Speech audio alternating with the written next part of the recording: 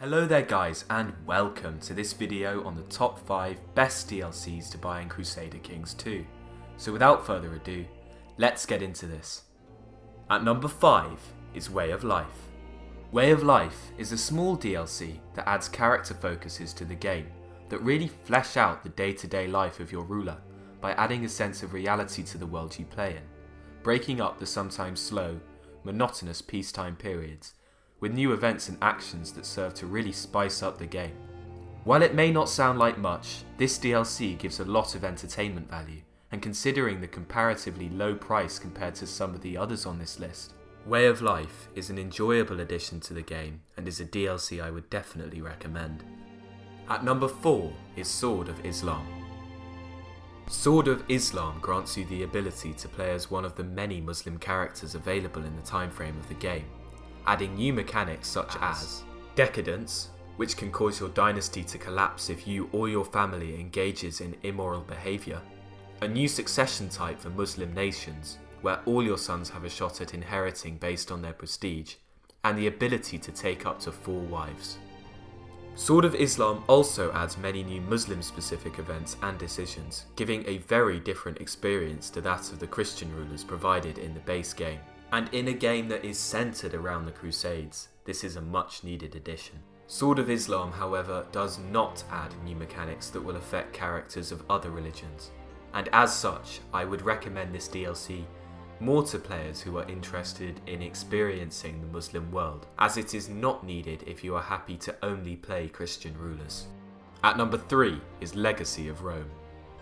Legacy of Rome adds many new decisions, mechanics, and events connected to the Byzantine Empire and the Orthodox faith, such as the ability to restore the Roman Empire to its former glory by retaking its territories, and mending the schism, thus reuniting the eastern and western branches of the church, rendering Catholicism heresy, along with many other interesting improvements to the game that fit within the context of the DLC.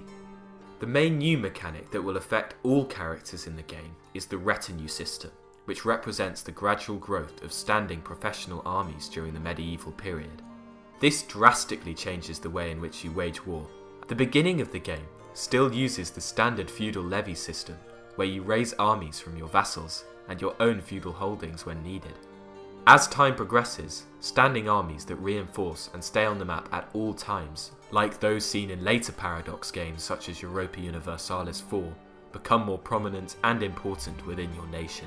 Legacy of Rome is a very interesting DLC, and at the very reasonable price of only £5, is a very good value for money one as well. At number 2 is Sons of Abraham. Sons of Abraham focuses on the Abrahamic religions of Christianity, Islam and Judaism.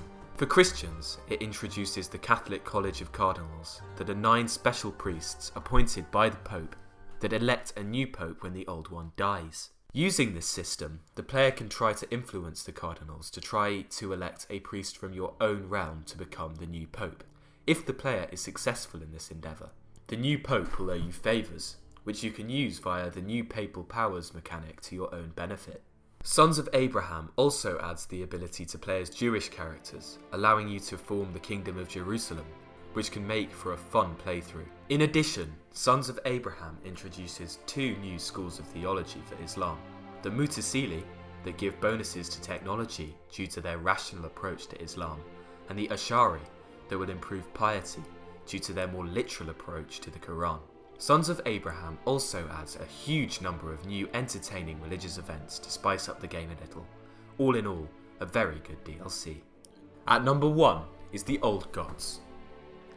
The Old Gods makes all pagan characters, such as the Norse and Zoroastrian religions, playable.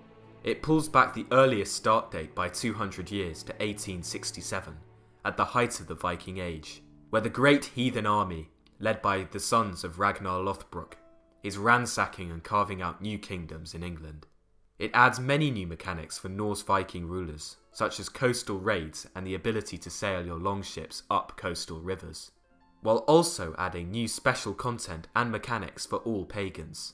It introduces the ability to reform your pagan religion, making it more capable of resisting the rise of the more modern Abrahamic religions. The Old Gods is, in my opinion, the best DLC for Crusader Kings 2, and my personal favourite. Playing as the pagans is a ton of fun, and I would definitely recommend it to everyone. Thank you all very much for watching. If you enjoyed the video, please leave a like and remember to tell me what you think down in the comment section below. Farewell.